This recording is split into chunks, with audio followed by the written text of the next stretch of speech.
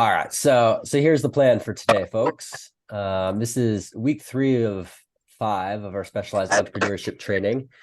So we'll talk a little bit about where all this is going. I'll be the first speaker for today, and then we're going to talk about we have another guest entrepreneur, Joshua Amoa, who will be sharing some of his experience, and then we'll close with some Q&A and some next steps. So yeah, really what I wanted to say about the past is all of this is hopefully getting everybody to understand some of the bigger challenges, but now we're going to be thinking about solutions. So the goal really here is to get a better sense of now that we've learned about what's going on in Ghana with some of these environmental challenges, and obviously the Ghanaian students live this on a daily basis. Really what we wanted to do is think about what our interventions are going to be. And since we're thinking about this from a business lens, we really need to think about how to start a business. And starting businesses is hard. It's a great solution to social and environmental challenges, but it's really difficult. So what we're going to do today is actually map out a small business in 20 minutes or less. So, and then we'll move on to Joshua to share his experience. So I'm going to actually share a different screen now. And we learned about the business model canvas over the last week, if you were able to do the videos and look at some of the readings. So what I want to do is get a better sense of how the various parts of a business come together. And I asked in the preamble as we were getting going, if anyone had heard of the business model canvas before, and it looks like no. It looks like this is a new tool, which is really interesting. So we'll see how this can work for people. So just give me a minute to get my screen set.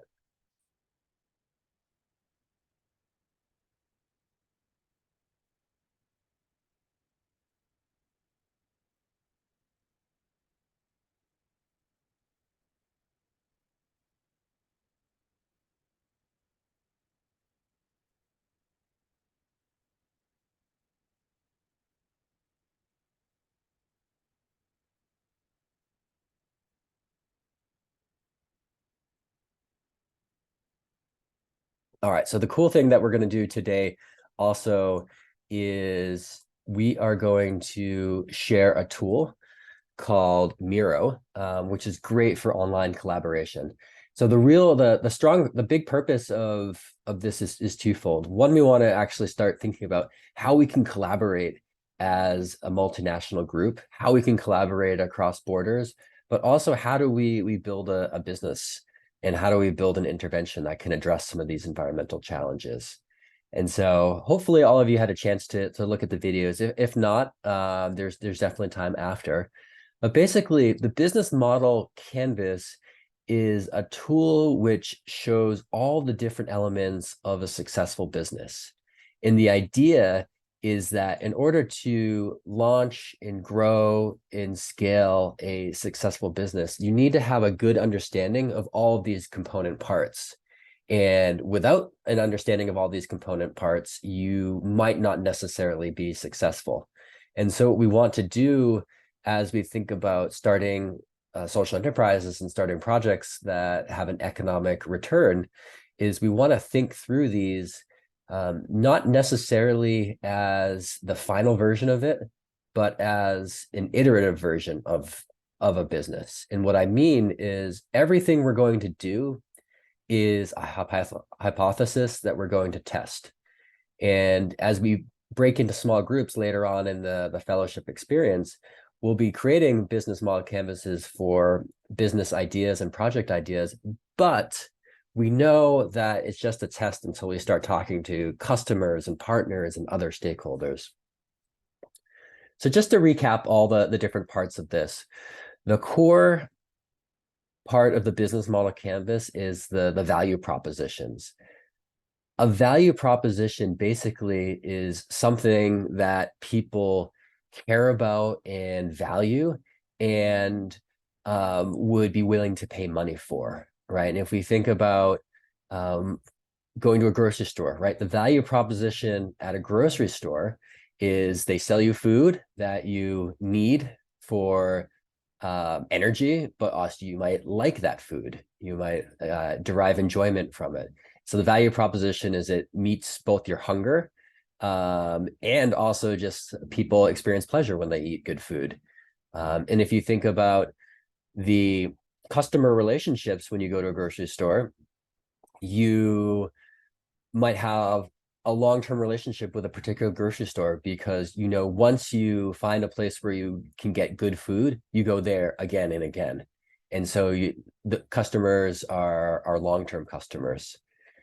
So all of these different segments are really, really critical for operating our business. So what we're going to do right now is we're going to think about an environmental problem in Ghana, and we're going to take an existing solution to it. So we're not going to make up anything brand new, but we're going to try to think of something that already exists so that we can just analyze it here and map it out here. So we don't have to get too revolutionary right now. We're just trying to understand and reverse engineer a successful business.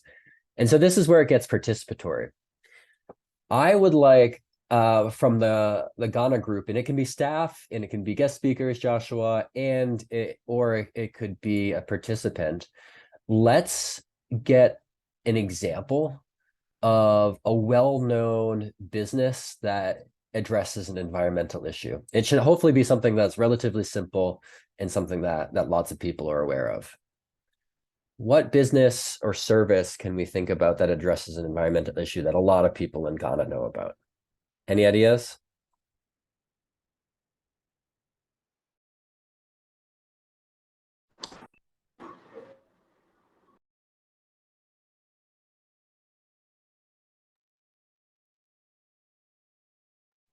All right, perfect. Garbage collection. Let's go with that. Let's get a little bit more specific. Garbage collection by who? Who's doing the garbage collecting today?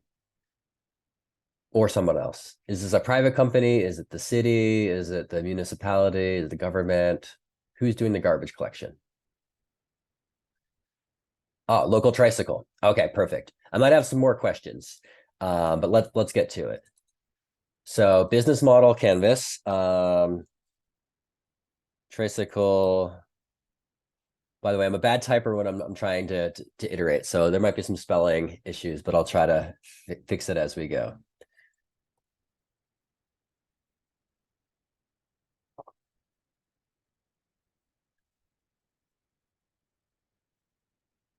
All right, tricycle garbage.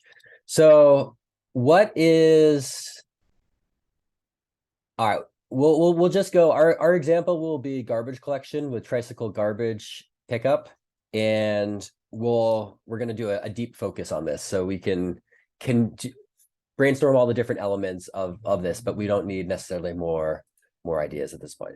All right, so the tricycle garbage pickup, what is their value proposition? What are they doing that people really value? What's their value proposition?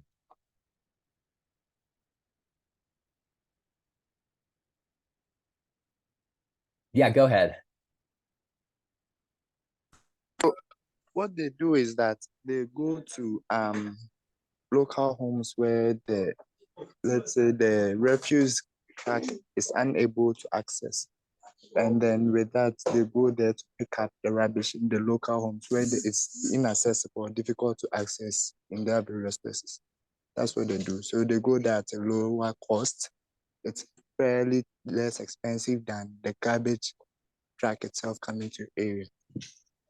Oh, that's great. That's one of the value proposition. That's perfect. Low cost. So it's cheaper and it's also more accessible.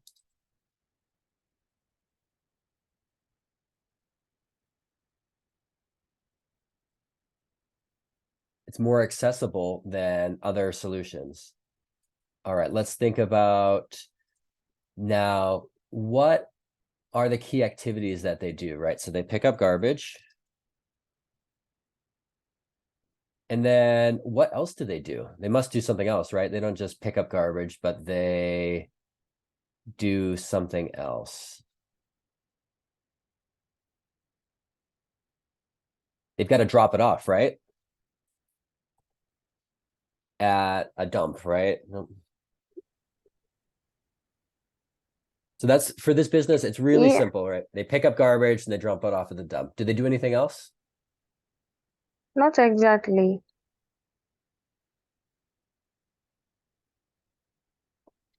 All right.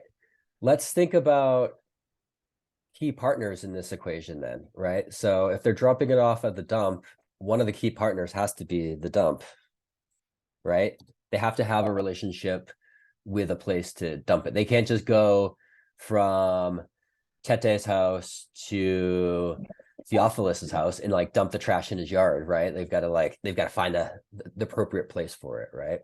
Are there any other partners in this situation?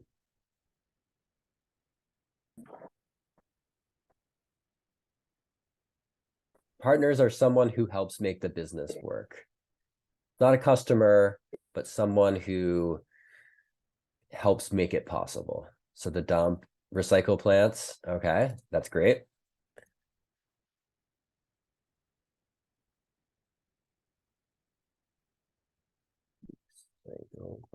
Any other partners? Assemblies. What are assemblies? I don't know what an assembly is.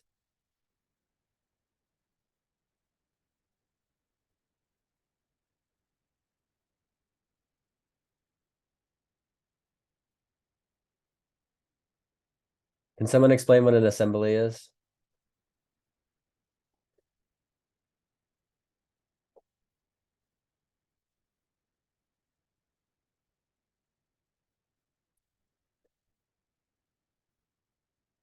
A county. Okay. So like local county. And that's a good example too of a partner as a vendor. Because you've got to be able to do that. You've got to have good relationships. Maybe you need to customize them. Tell me more about a county hall. What is that? What's the purpose of a partner with a county hall? What do they do?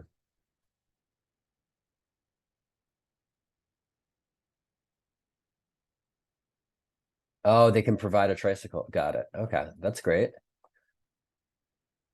And let's talk about resources that we need, because that's actually something that's important too. So resources, if you want to operate a tricycle garbage pickup, then you need tricycles. What other things that you need to make your idea work? You probably need mobile phones. You probably need drivers, right? For staff, you need people to actually go and pick them up. You might need some other equipment, some like safety equipment and other equipment. It can go on and on. We don't want to do necessarily everything here, but what I'm trying to show you is that all these different elements need to be thought through. Let's talk about customer relationships. So do we think these are people who buy this service one time or often? They buy it every single week, right? How often will someone get a pickup from a tricycle garbage pickup service? Every week, maybe? Whenever they call. Oh, that's really interesting. Some do it every day. Okay, so customer relationships is on demand. That's really interesting. So you need to have a business that you can respond to things that are on demand and scheduled. So you need to have that capacity to make the customers happy. Let's talk about customer segments. And customer segments is interesting because basically what a customer segment means is like trying to understand what type of person or business a customer is. And even just specifying a person or a business is pretty important. because you might interact with a customer different depending on what type of customer they are. So for a tricycle garbage pickup, is it mostly serving businesses, or is it also serving houses, or is it serving both houses and businesses?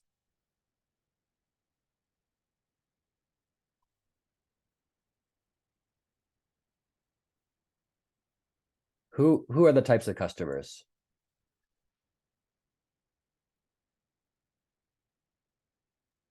Yeah, if They you normally serve houses. houses, great.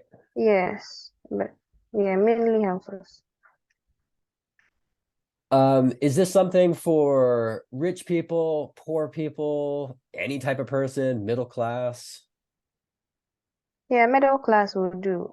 Middle class. Middle class, and then yes, So it's like it's people with some extra money, right? Maybe they're not super rich, but some yes, extra money. yes. All right. And that's really interesting when we think about customer segments. Like we need, if we're running a business, we need people to be able to afford these type of things.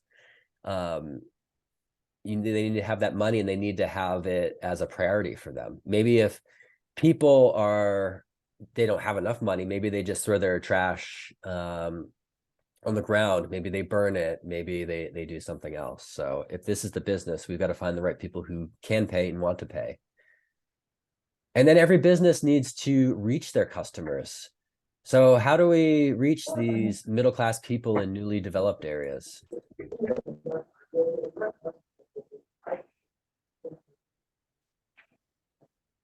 How do you get in touch with them? How do you sell your services to them? TikTok, Instagram ads, flyers, word of mouth, internet ads, Facebook ads, Facebook review. Flyers will do. Sometimes you see their flyers around. Mm-hmm. They put their flyers around, Yeah. or they make phone calls. Oh, phone Hello. calls. They know, yes, to get them in contact with inhabitants of a particular area. All right. And there's probably others as well, but that's good to start. So the final two parts of this, the business model canvas, is the cost structure and the revenue streams. So cost structure means what kind of things you need to pay for or cover the costs of for your business. And then revenue streams are what kind of income that you take in. And so for this type of business, it's relatively simple, right? And you can also do some actual math to see if you have a viable business. But we think about our costs, right? So we've got like fuel, we've got the actual bikes, we've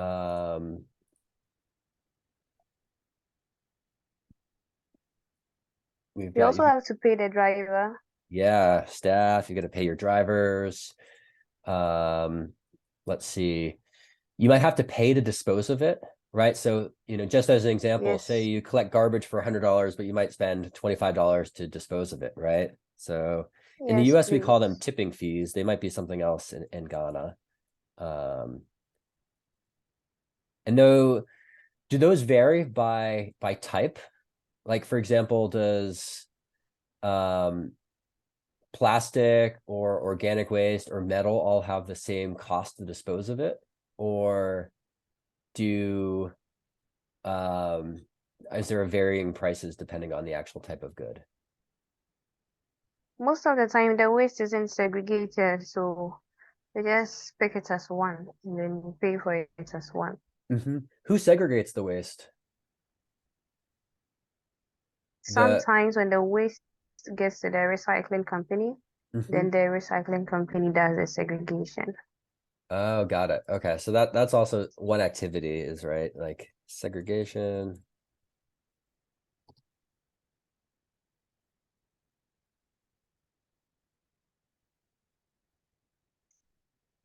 All right, so let's talk about revenue streams, right? So there's like the pickup fee, that's a revenue stream. Can some of this waste be sold for other money?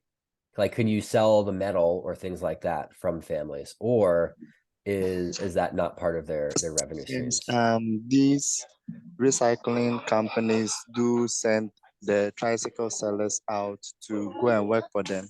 So what they do is you collect, though some of them do make extra money because what they do, they will charge the customer for collecting the waste. Then at the end of the day, go to the recycling plant and also charge per kilo or per ton of the recycled products at the end of the day. So they make more money. Mm-hmm. Got it. So that's a really interesting business model, right? So they can make money from two different sources. On the one hand, they're getting money from the people who want to get rid of their waste. And the other hand, they're getting money from the recycling scrap people. And so that's actually so the value proposition is really split, right? So we actually have two sets of value propositions. So we have a value proposition for the customer, like the house, but we also have it for the scrapyard or the recycling center. I would imagine the value proposition is the recycling center, if they had to hire a big staff to pick up all their garbage, their business would be not just recycling, it would be hiring a bunch of people. But maybe they can do this, they can partner with the tricycle independent pickup companies, and then they can get a lot more of the material that way. So the value proposition to them is increased volume without hiring. And it's good to know that actually the tricycle garbage pickup companies and those drivers, they actually have two customers. They have the houses and then they have the recycling centers. So we should put those there as well.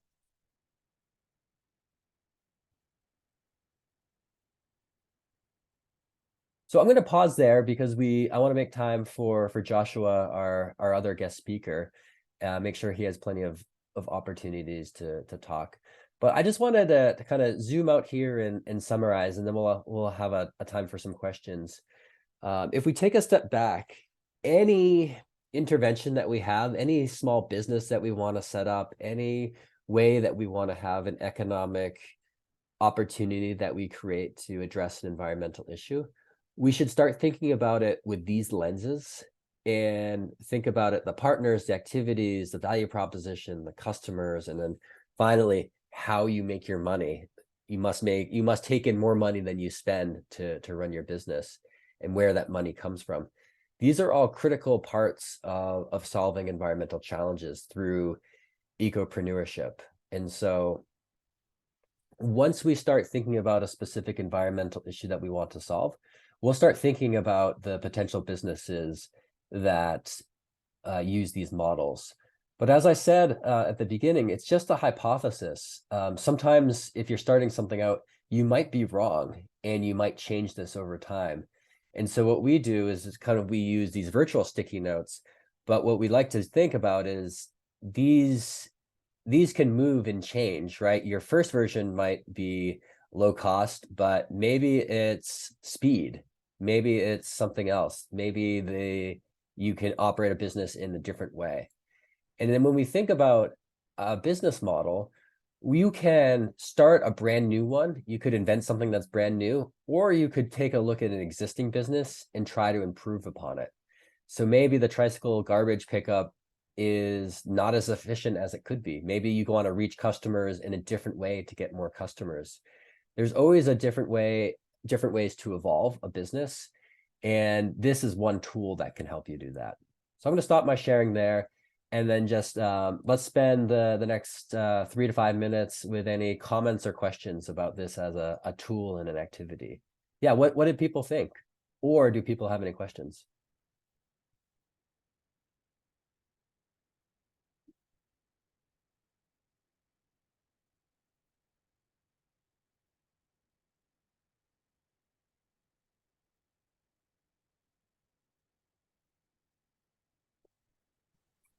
I think it's a really effective way to be able to kind of plan out your business and also keep it as a running record to go back to and make sure that, you're fulfilling those goals that you have set, or, address if there any changes need to be made based on, what might be happening currently. And I know like one of the articles was speaking about how it should be a running document that is looked at frequently. So I think it's a very good like way to plan out a business.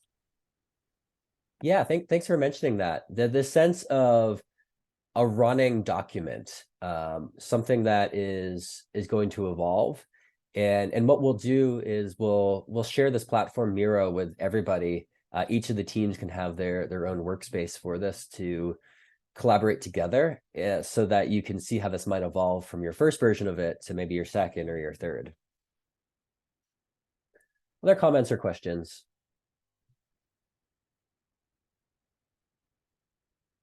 Yeah, just helping to aid the organizational planning. Businesses is really, it's about planning and making sure that you're organized. It's really absolutely essential.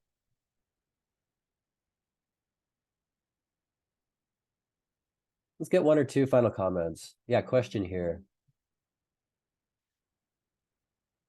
Yeah, is this applicable to a for-profit or nonprofit businesses? Yeah, it's a really good question. So basically, it's applicable to all businesses, because a nonprofit organization, even though the goal of it is not to generate profit for the owners of that company, it still has to align with the fundamental laws and rules of a business, which is namely, you need to bring in more money than you spend, otherwise you're out of business. So 10 Billion Strong, for example, is a nonprofit, but we think about our revenue a lot because we need to generate more for our activities, but also have at least enough to cover for our goals. And so you might get them from different channels. It might not just be customer sales. You might get grants or you might get donations, but at the end of the day, you need to have more revenue than you have expenses in order for you to fulfill your mission and stay in business. Yeah, exactly. A 360 view. And the good thing is what we did is we looked at an existing business, and you can do that with any ideas that you might have. You might look at an existing business that's solving an environmental problem, and you might just map it out and then think about changing one particular thing. You might not necessarily need to start from the very beginning or change everything, but you can just start somewhere to try to improve upon it. And that's definitely valid as well.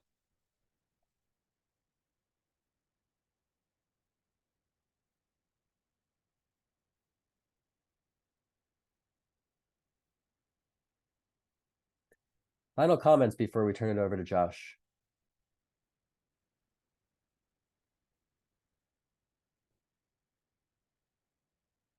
Yeah, good comment, Minta. Thank you.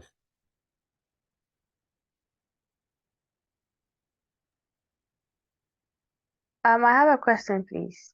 Go ahead. You did mention something like there are many ways of evolving a business. Say you identify a gap in a business, in an already existing business, and so you introduce a new one and aim at bridging that gap. But my question is, won't you be seen as an imposter if you decide to bridge a gap in an already existing business? Yeah, that's a really good question. So I think it depends. So to be a successful business, you need to be credible. So that's one thing. But do you mean imposter like you are infringing on someone else's business and territory, or you're imposter like you don't actually know what you're doing and can't be successful? Because my answer might depend a little bit So on. the first instance, stealing someone's idea. Yeah, so I think in the world, there are very few new ideas. There are just different evolutions of ideas. And so let's just think about something that's not at all related to the environment. Let's think about social media companies. The main idea is to connect people. and they all do so in slightly different ways. And so before Facebook existed, there were other companies that don't exist anymore.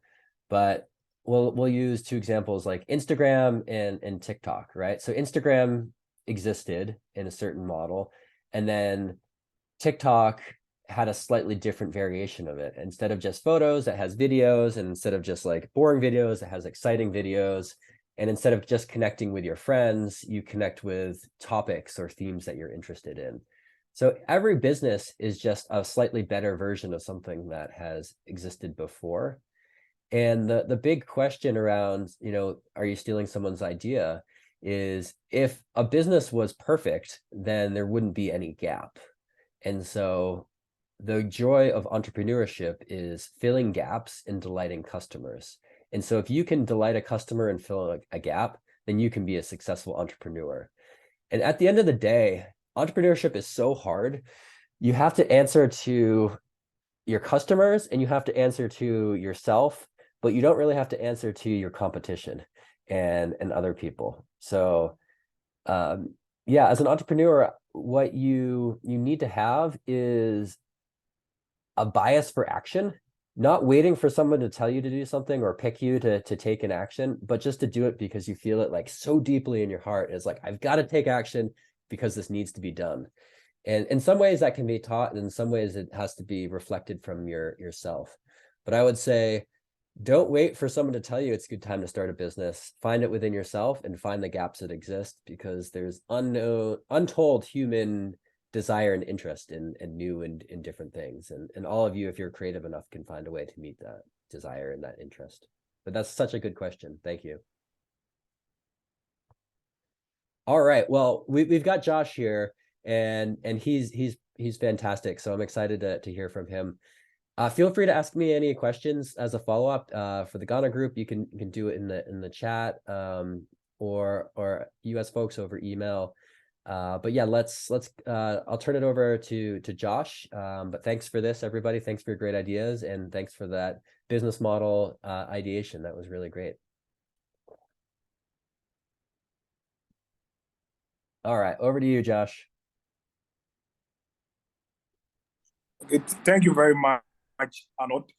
I even wanted to move for the motion to end the meeting, because I think you've actually exhausted everything there is to talk about on a business model canvas.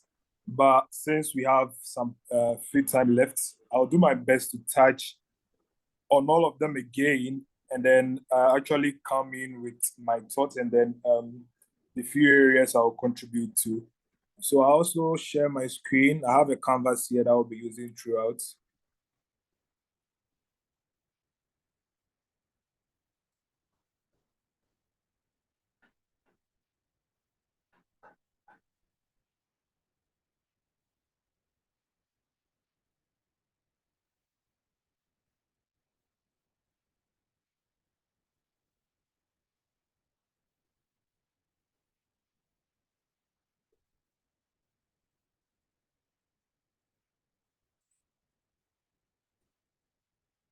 Okay, everyone, I'm hoping you can see my screen. Yes, great. Yes, please. So you can see that. Yes, Sure. yes, please. Awesome. So I think Patrick did a great job letting us use an existing business to develop a business model canvas. We run through the same, rather thinking of how we can, or the questions we can ask ourselves in developing our own business model canvas. Now, to start with, when starting a business is too much of an important venture than to leave it to chance. So, especially when you are operating in a field very new that you call yourself a startup. As a startup, you are experimenting a lot of ideas amidst a very uncertain environment. So you wouldn't want to leave a lot of things to chance. Already you're operating by chance, so the little you can do is to plan. So that's why we do encourage getting a business plan as when you set out to work on a business. A business plan is a very detailed document that you don't get to visit often. So you can create a very simple and a very summarized version of your business plan in the form of a business model canvas, which happens to be just a one-page document that communicates the concept of the business that you find yourself in. So generally, and then by convention, every business model canvas is having 9 key components, just as you can see in the picture displayed. You have your key partners, the key activities, key resources, customer relationships, your offering, your channels, your customer activities, your customer resources. I mean, there are various canvases that try to create different sections, like the one that you see here. You could see it's having a distinction from the one that Patrick shared. But basically, the conventional canvases are having 9 main components that every business focuses on that cuts across every industry, being it a profit or a non-profit organization. So we run through all of them quickly. The questions that you can ask yourself to prompt very key answers that can help you draft your business model canvas. So to start with, we talk about your partnerships, because in no business operates in isolation. However, you try to create value for your customers, there needs a point, or there comes a point where you need to collaborate with others to make sure you're able to create value. For example, if you're operating a grocery store, or let's say a grocery store, you are not a farmer yourself. You are not, let's say, dealing a lot of the goods that you are providing. So your operation will depend largely on your suppliers. The farmer that is bringing you the vegetable that you are retailing at your shop, the farmer that is bringing you the meat that you are retailing at your shop. A lot of partners that you need to count on and collaborate on to make sure that you're able to bring those groceries as close as possible to your target audience. Now, more often than not, we tend not to, especially in developing entrepreneurial ecosystem, we tend to see everything as competition, and then we don't allow the synergy to work and then collaborate with others to achieve good. We want to do everything ourselves. Sometimes it's better you outsource parts of your business operation to someone specialized in that field, so that you can focus on the key responsibility. So having partners is very key to making sure that you are able to create an amazing value to your customers. So when you're talking about when you're finding your partners, you need to ask yourself the questions who you need to collaborate with to make sure you create value for your clients, because not everyone that you need in your scope of business operation. And then the fact that you have to collaborate with people doesn't mean you go about getting everyone into your business. You have to be strategic about it, know who creates value or help you create value for your customers. The next thing you do is your key resources. What resources do you need to run your business? Because every business that you find yourself in, especially being eco-entrepreneurs, ecopreneurs, you will need a lot of resources to make sure that you're able to function and function well. So when you set out to plan out your business model canvas, you ask yourself, what resources do you need to create value to your customers or to your clients? Again, you look at your key activities, because as a business, there are a lot of activities that are going to engage yourselves in. But the key among them, that is what comes onto your business model canvas. It's just like preparing a PowerPoint presentation. There are a lot of things that you are going to talk about in your presentation, a lot of worthy statements that you are going to make. But which among these that you are going to talk about makes the most powerful point? Those happens to be the one that gets onto your presentation. So your key activities, then you put them on your business model canvas. Now then again, you talk about your channels. Your channels basically talk about how you reach your customers and where they are. So if you happen to be, let me use an example, the example that Patrick used. Let's say you're in the business of the waste collection. How do you reach your customers to make sure that you collect their waste from their various households? That's where the issue of the tricycles come in. How do you, the issue of the tricycles come in, how do they even know that this particular tricycle will come to them to collect their waste? That's where someone mentioned phone calls, someone mentioned they creating flyers and what have you. So those are the channels that you're able to reach and then communicate with your customers. Now I'm rushing through this because Patrick has an extensive talk with us on these topics. I want to focus my time on the parts where we talk about the value proposition. So before we get there, let's talk about the customer relationship. Now, the customer relationship basically talk about how a business interacts with customers and how you create a good image to your customers. Because you happen to be, and then in a business world, there are a lot of competition going on. So you want to have a great retention rate when it comes to your customers, to make sure that you're able to retain them and get them coming back to you always.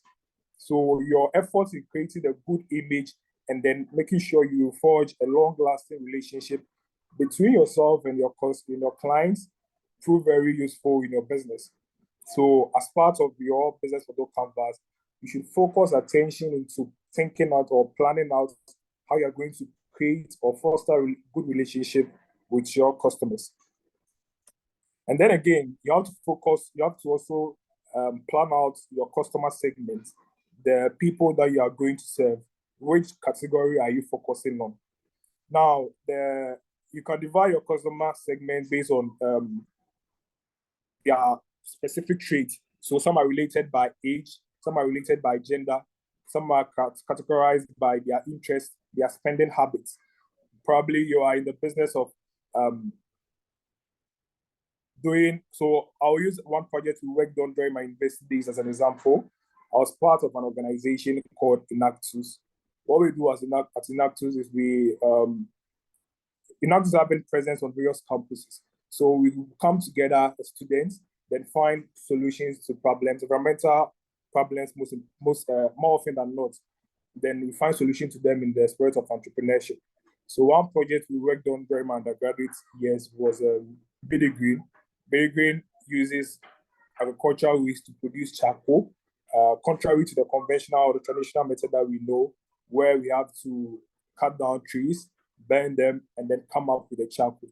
So in a business like that, let's say if we are drawing out our business model canvas and we want to plan out who our customer segments are, you check that we have people who are able to use liquefied petroleum gas in their household, but we still have when you look at the statistics, about 70% of African households especially, they still rely on charcoal as a form of energy. So you can see that there's a market for it, but we people can retarget. Probably not in the cities, or even in the cities, you can get market women, those who do barbecue, those who do who operate fast food joints like the chop bars, as we choose to call it in Ghana. So those people that we have to plan out, one of those people operating barbecues, those operating chop bars, market women, and what have you, those will be our customer segment that we've been able to draw out. And then that will make sure that we focus energy when we are marketing our business. So if we won't waste time marketing our business to someone who is probably using LPG in his home. So drawing a good customer segment actually helps you to know where to focus your marketing efforts. And the last one I'll talk about, and then where I want to focus a lot of attention, is your value proposition. Now, every business exists to create value. If you are not creating value for your customers, then you're not in business. But most importantly, the value creation may exist in various forms. So it could be that you are solving a problem for someone. That is what a lot of businesses do, always solving a problem for someone. Or you are creating pleasure for the person, or you are creating convenience, which is a form of solving a problem for them. So that is what the value that you create for them, the pleasure, the pain you take away, or the convenience that you bring to their life. That is what you do for them. And then in your value proposition, that is where you state those things. What do you exist to do as a business? You communicate that key point under the value proposition. Now, especially being ecopreneurs, when we are carving our value proposition, we tend out to state our value as if the environment is our customers. or the environment is going to be our customer. We tend to forget that it's not the environment that is our customer, but people that we want to create value to. However, the environment be a key aspect in the lives of people. In our world today, I mean, there's been a lot of conscientization as to people being environmentally conscious and what have you. But then again, it's not everyone that cares about the environment. So even working as an ecopreneur, you're communicating your value proposition. Your focus or how you communicate it shouldn't be only the value or the value that you create to the environment. A lot of your customers probably wouldn't pay much attention to that. It's like I did petroleum engineering. Almost everyone knows the harmful effect that using the conventional fuel causes, as in the emission of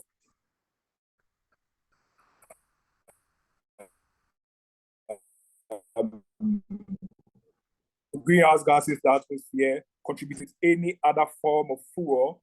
That particular form of fuel should be able to compete with the current form of petroleum in terms of pricing, because people are always going to go in for the alternative value, however, knowing the adverse effect that is going to have on the environment. Of course, our value that we create for the environment as ecopreneurs is very key. Those how we communicate it help us to win grants, but they don't help us to win customers. So what I'm trying to say is, an example, the building green that I stated that my team worked on during our undergraduate years, we have several value propositions that it creates.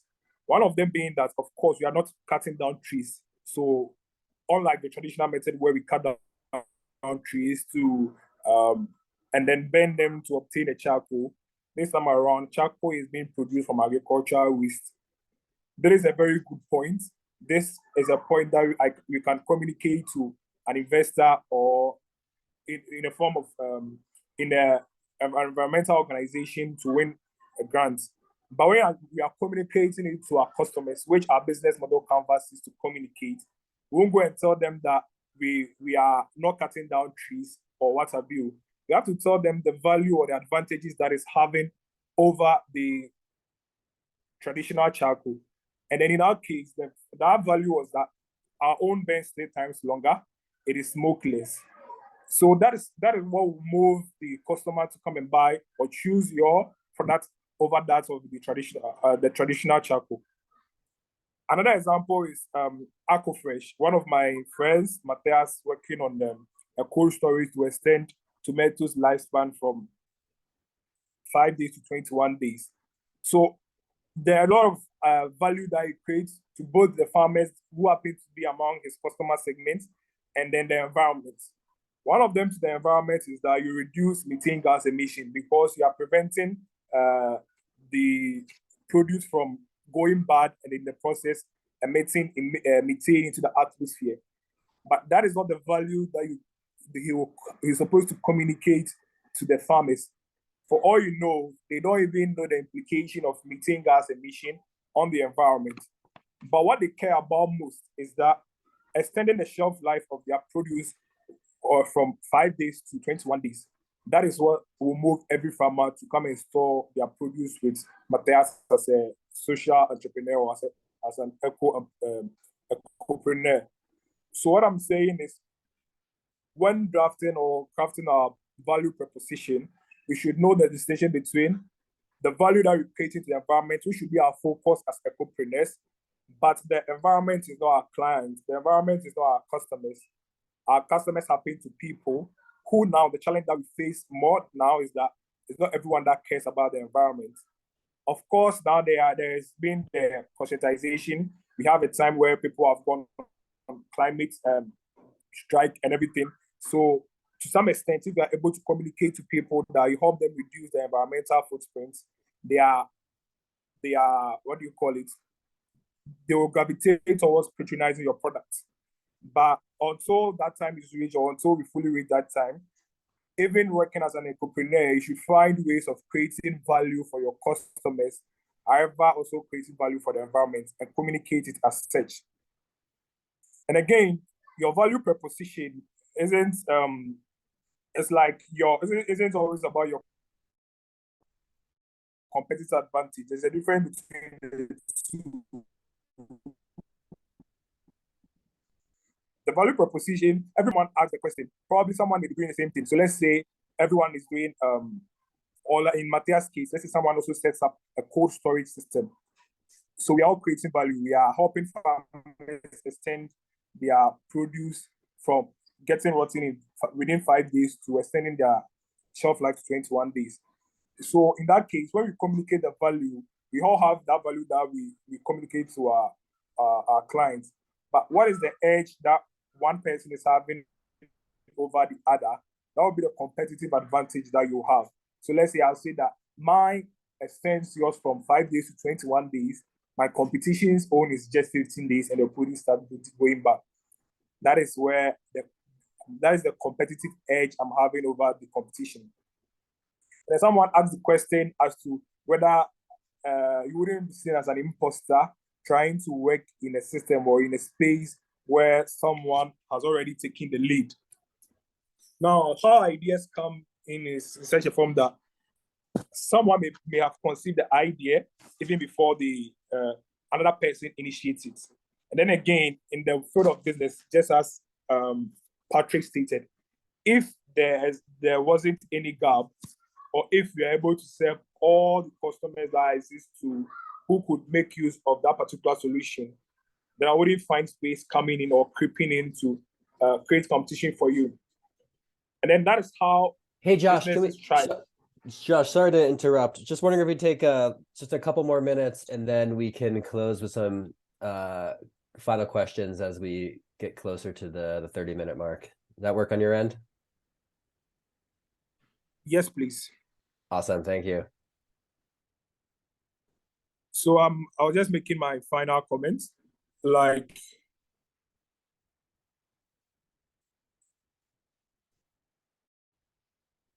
I was just coming in with my final comments. As in, competition in business is very good.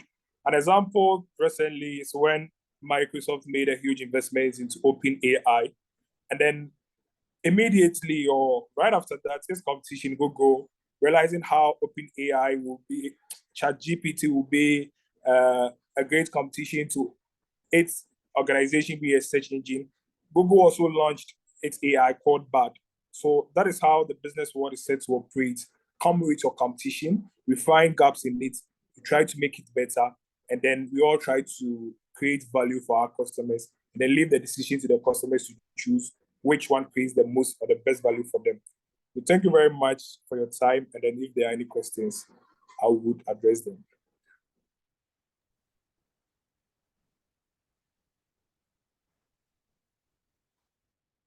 Oh, that's fantastic. Thanks, Joshua. Yeah, let's close. We got about 3 minutes for comments or questions before we wind down, folks.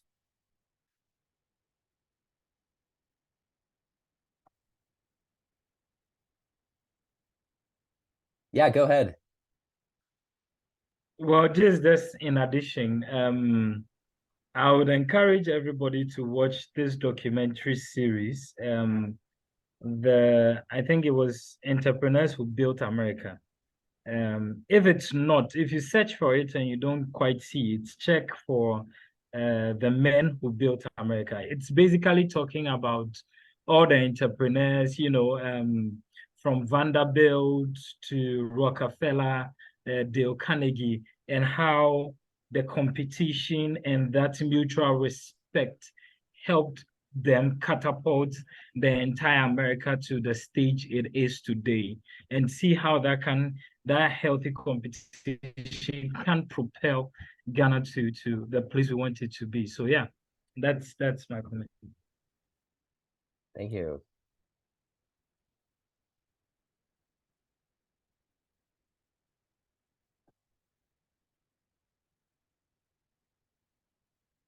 Closing comments or thoughts?